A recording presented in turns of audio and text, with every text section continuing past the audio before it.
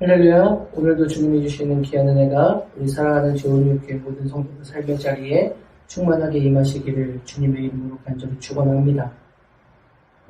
제가 최근에 어떤 분에게서 그런 이야기를 들었습니다. 주식을 요새 한 몇 주 안 되게 한 20 몇 주 정도 300여만 원의 주식을 이제 한다 그런 얘기를 하면서 주식에 대한 이야기를 저에게 해 주었습니다. 주식이 그런 도박과 같이 이렇게 투자를 해서 얼마의 그런 이익을 획득하는 거에 혈안이 들어서 하는 그런 사람들도 분명히 있겠지만, 우리는 장기적으로 그것에 대해서 미래를 보고 그 회사의 가치를 보고 그렇게 투자를 하는 것이다 라는 이야기를 했습니다. 그러면서 이 주식에 대한 것들을 쭉 이야기하면서 이제 하는 얘기가 그런 겁니다. 주식으로 인해서 망하게 되는 이유가 무엇이냐? 그것은 내가 이 주식이 얼마나 오르고 얼마나 떨어질지를 아는 사람은 아무도 없기 때문이다 라는 이야기를 저에게 했었습니다. 저는 주식에 대해서 전혀 모르기 때문에 잘 모르지만, 그래요. 주식에 만약에 여기까지 오른다라고 하면 그 언제까지 여기까지 오르고 그 다음 또 떨어진다라는 것을 알게 된다면 아마도 주식으로 인해서 손해를 보는 사람 없겠지요. 여기까지 떨어지고 그 이상 떨어지지 않는다라고 하면 또 그것으로 인해서 손해보는 사람 아마 없을 겁니다. 그런데 왜 주식으로 인해서 사람들이 망하는, 그렇게 정말로 많은 돈들을 잃고 그렇게 되는가? 그것은 간단합니다. 어디까지 오르고 어디까지 떨어지는지를 우리는 알 수 없기 때문입니다. 지난 5개월여 동안 우리는 히브리서의 말씀을 함께 주일 아침마다 말씀을 나누었습니다. 그리고 오늘 이 히브리서의 말씀을, 우리가 읽은 오늘 본문의 히브리서 말씀을 마지막으로 이제 정리하면서 히브리서 기자가 우리에게 하고 싶은 진짜 하나님의 말씀을 과연 무엇인가? 그리고 그것이 2000년이 지난 오늘 우리의 신앙의 자리에서도 어떻게 하나님의 말씀으로 받고 우리가 그 말씀을 통해 우리의 믿음을 걸어갈 수 있을 것인가? 우리가 함께 이것을 나누고 은혜를 나누어 보려고 합니다. 오늘 본문 14절 말씀에 히브리서 기자는 우리가 여기에는 영구한 도성이 없으므로 장차 올 것을 찾나니 라고 이렇게 말하고 있습니다. 우리가 여기에는 영구한 도성이 없으므로 장차 올 것을 찾나니. 그런데 이렇게 번역이 되어 있는데 사실 원래 여기는 아주 중요한 단어, 그렇게 정확하게 번역이 되어 있지 않은 단어, 헬라어 가르라는 단어가 기록이 되어 있습니다. 이 단어는 왜냐하면 무엇 때문이다 라고 하는 그 이유를 나타내는 접속사인데, 오늘 성경 본문, 우리가 읽은 본문에는 그것이 아주 명확하게 그렇게 번역되어 있지는 않습니다. 그래서 이 말을 원문에 맞도록 조금 더 적합하게 번역해 본다면, 왜냐하면 이곳에는 영구한 도성이 없기 때문에 장차 올 것을 찾는 것입니다 라고 그렇게 해석해 볼 수 있습니다. 오늘 이 아침에 히브리서를 마지막으로 함께 나누면서 바로 이 말씀을 우리가 주목해보고 주의 깊게 생각해보며 은혜를 나누려 합니다.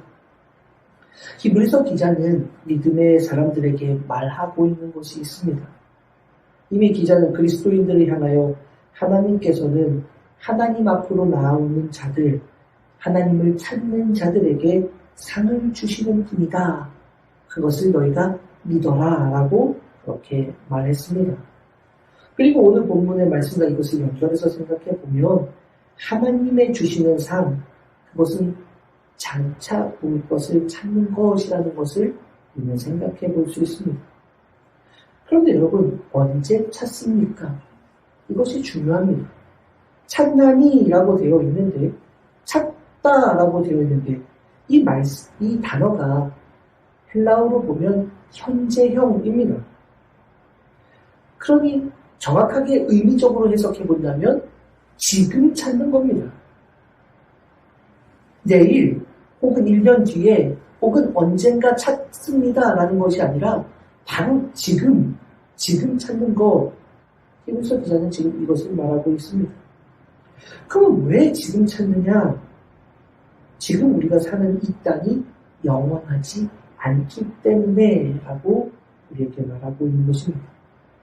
여러분, 영원하지 않다라는 것, 영원하지 않다라는 말의 반대 말은 영원.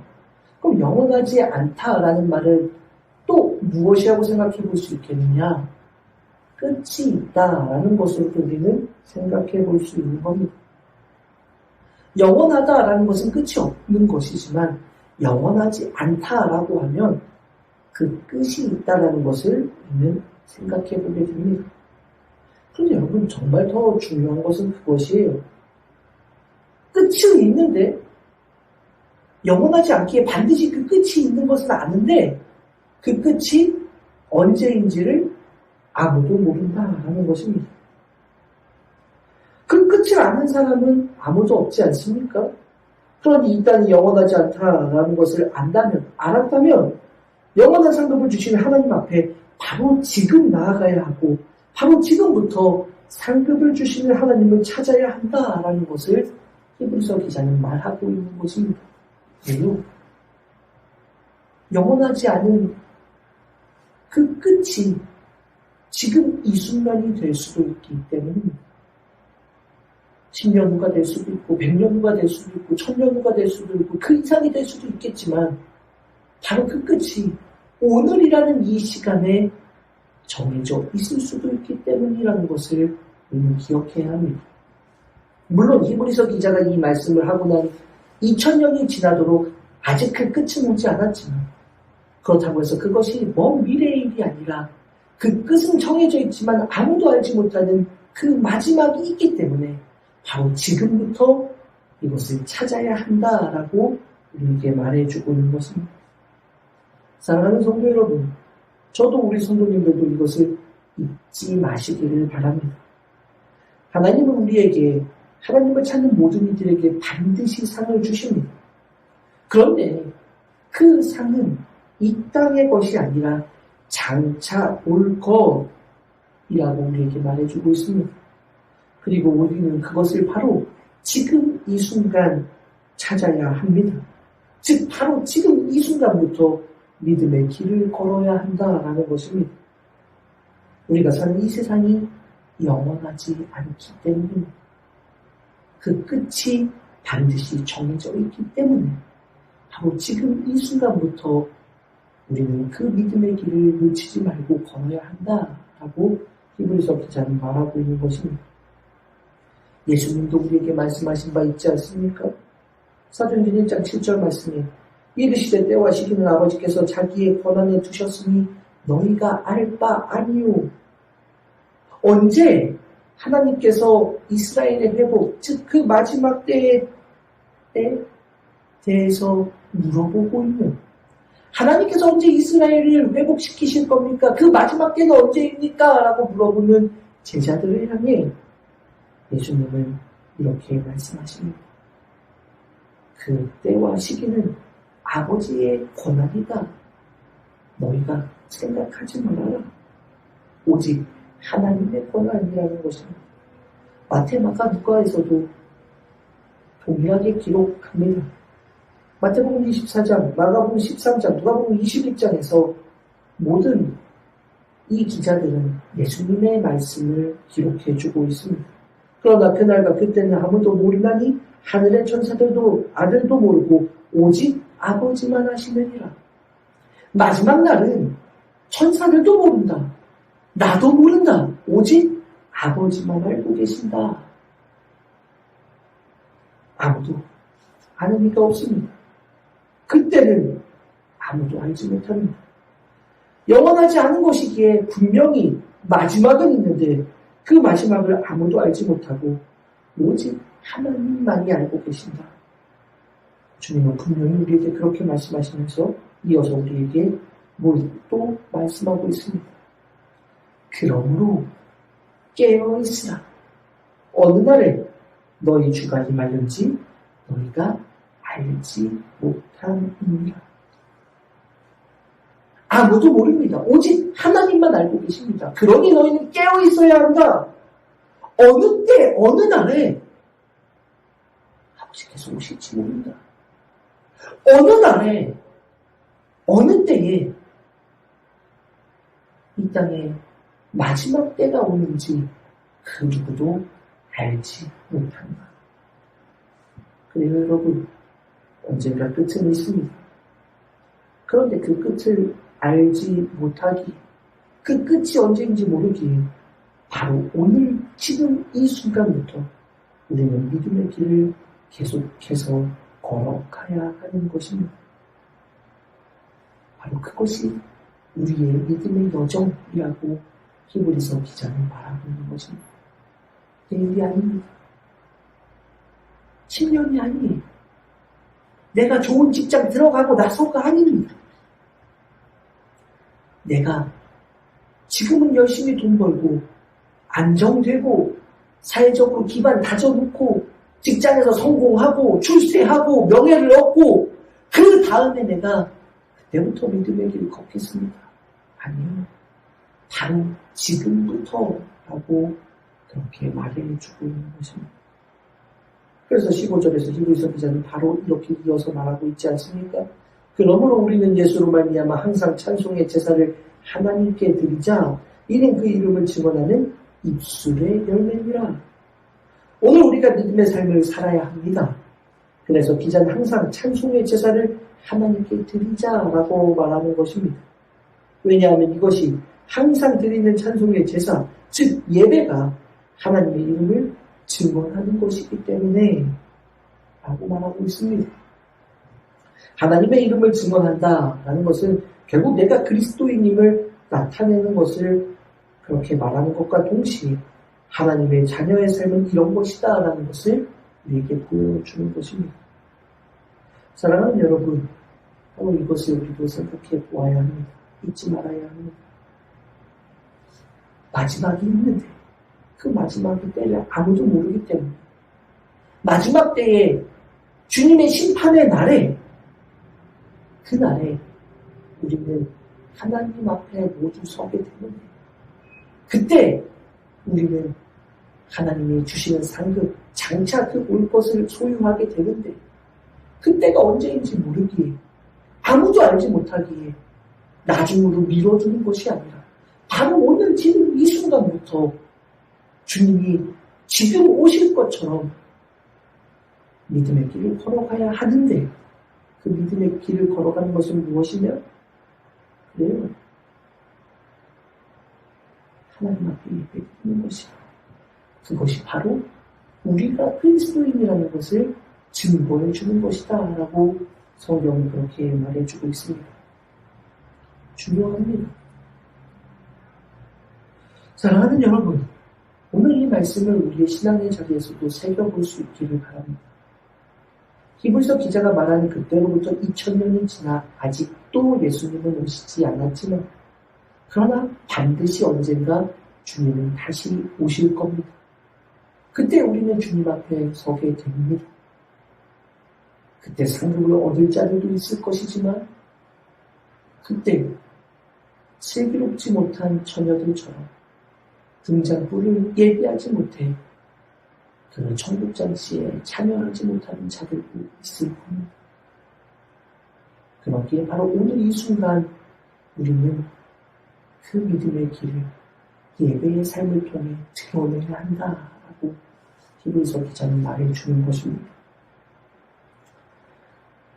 이 말씀이 사실은 몇 년 전만 해도 우리에게 그렇게 크게 의미 있게 다가오지 않았을지도 모릅니다. 왜냐?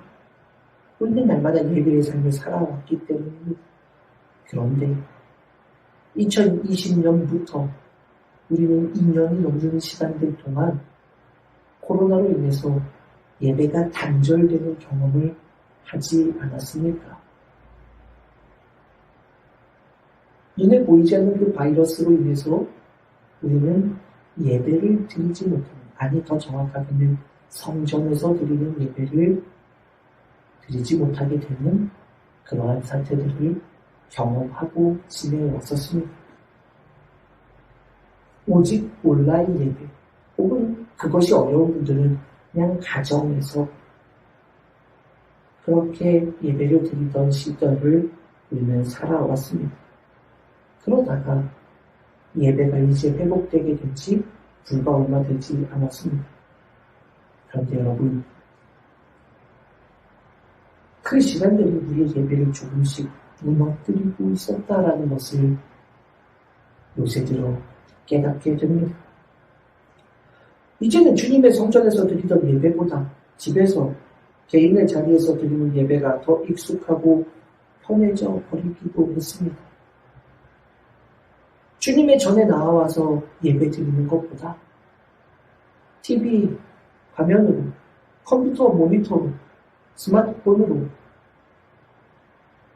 예배 드리는 것들이 내게 더 익숙하고 편해진 것처럼 되어버렸는지도 모르겠습니다. 교회에 나오는 것들이, 교회에 나와 예배를 드리는 것이 법적으로 금지되었던 때에는 예배의 처소에 대한 간절한 마음이 오히려 더 많았는데, 그 시간이 점점 길어지고 이제는 예배의 자리가 이제는 나오는 데에 지장이 없어지고 이제 문제가 없어졌는데, 성전에 나와 마음껏 예배 드릴 수 있는데 오히려 우리의 마음이 조금씩 변화되지 않았나 싶습니다. 그런 시대를 살아가는 우리 모두에게 주시는 오늘 하나님의 말씀을 우리 모두 들어야만 합니다. 우리의 예배가 끊어지지 말아야 합니다. 항상 하나님께 찬송의 제사를 드리는 우리가 되어야 합니다. 바로 이것이 주님의 이름을 증언하는 것, 내가 그리스도인이라는 것을 드러내기 때문입니다.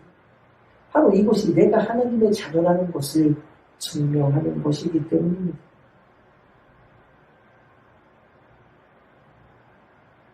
히브리서 기자가 계속해서 우리가 말씀을 나누었던 것처럼 히브리서 기자가 이 편지를 쓸 당시만 해도 성도들은 하나님을 향한 예배를 드린다는 것이 대단히 어려운 그러한 시대였습니다.